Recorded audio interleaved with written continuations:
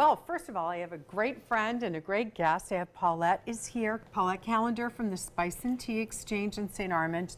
I talk about it all the time because you really have unique things. What are you going to be preparing for us today?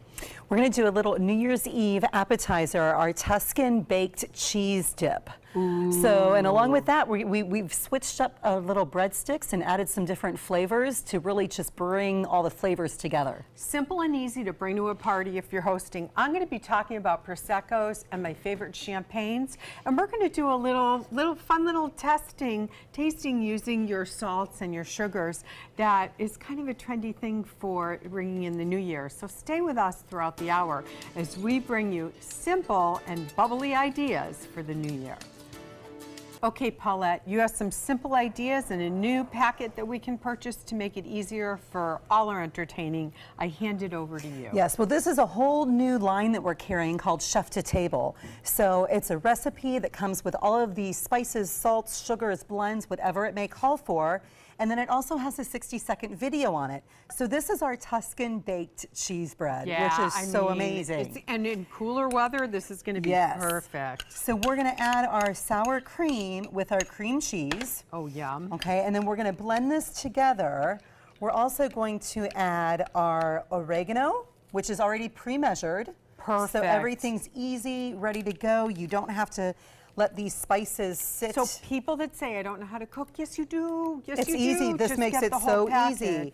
This is our Romano cheese powder. Oh, I love that. I want you to, I keep the larger packets at home and I put it on baked roasted vegetables. And popcorn. Yep. And then this is our Aleppo pepper, which is amazing and really brings out a whole new flavor in this dish. Will it make it spicy or just a little kick? Not spicy. It adds, you know, just a unique peppery kind of flavor, but it's not heat. Okay, good. Okay, so we've mixed all this together.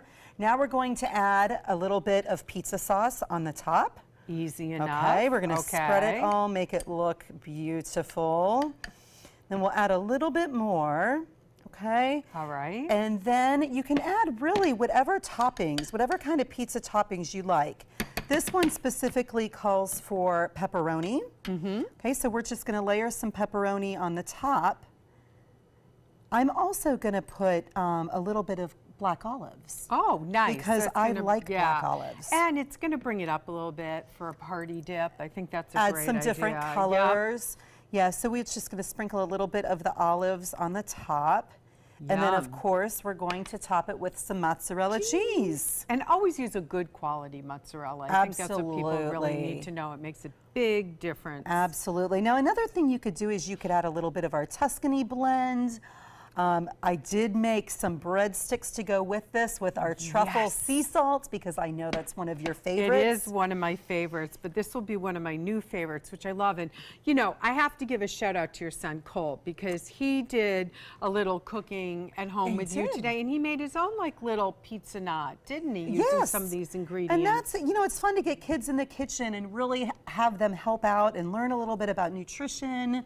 And you know, just using fresh, so they're not afraid, and in empowering them, I think it's a great idea. So I know when we come back in a little while, we're going to talk about desserts. But in the next segment, let's talk about Prosecco, which is an affordable and bright way to ring in the new year, as well as my favorite, French champagnes. So we'll come back in a few minutes, and I can't wait to dip into that in just a little while. Thanks, Paulette. Thank you. Okay, Paulette, this is fun because we're going to do a little tasting. I had you bring in some sugars. First, we're going to talk about Prosecco, and I want to thank my friends at Vivino.com. Now, Vivino, you can get the app or you can go on Vivino.com. It's the largest wine club membership, and I love their tasting notes. You can use the app to find out what price you want to pay, what to pair with different things. So they've sent us 3 Proseccos, and I want to walk you through it. The first one we're going to talk about is the Carpene Malvolto Prosecco. It's a Supreme Prosecco. It has a touch of sweetness and a dense honeyed apple quality that comes to mind at first. So, Paulette, I had you bring in your delicious apple crisp cinnamon sugar, because what you can do is you can just dip the rim in some water or the strawberry to get some moisture. And we dipped these particular champagnes in Pinot Noir sea salt, or you can go the sweeter side, which is really fun. Now, another Prosecco that we picked out is the Marco Orca, and this is Sorrento lemon zest with a lime leaf with a little bit of Sicilian blood orange. I'm going to go out in a box and say this is going to drink really well with some non-spicy Thai food or Vietnamese food, because you're getting that hint of lime in there, right? Yeah. So that might be a fun way to splash things off. And then our third is the Santa Margherita. Now, you know that name because you know of Pinot Grigio. So this is going to be a wine that does, this Prosecco is going to have a little bit of that Pinot Grigio in there. Very a popular grape that so many vintners want to have. Now, this has a lot of bubbles.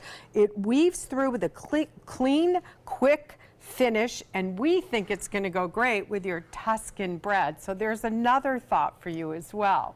Now, Prosecco is usually fairly less expensive compared to champagnes, but for champagne, for the big night and the big occasion, I always lean towards Veuve Clicquot. If you're going to be doing something like a grilled pizza, light with maybe an arugula, a Parma prosciutto, and maybe a little bit of some of your seasoning, right? That's going to be perfect for the rosé Veuve, and for the traditional, all you need is a strawberry. A strawberry brings out the effervescence and the sweetness of the champagne. So lots to look at. We have the tasting notes online, and between that and your delicious breads, so we're going to have a party. Yes, I'm ready. Well, I'm ready too. We'll be back in just a few minutes. Here we have it. So you've made some beautiful breads. I can't wait to kind of tuck in, and I just dip it into just dip it in. Easy. This is great. Yes, and we used some of the Italian street fare on the breadsticks and the truffle salt on the bread. Now, while I take this bite, tell me about the dessert. Oh, So this is great. the cheesecake, we just actually, to be honest, this is store-bought cheesecake. I'm glad Okay. you came true. Yes, Okay. it's store-bought cheesecake, but I drizzled it with some chocolate and I added some salted caramel sugar. Make it easy. Buy the champagne or the Yes. Prosecco, buy the sugars And or creative enjoy. salts, and enjoy. So Enjoy. I need to toast to you. Cheers. And to everybody out there, I want to thank you for this wonderfully tasteful and exciting year, and there promises to be a lot more in the upcoming 2018. Cheers. Cheers, Ray. Happy Back New to Year. you. Happy New Year.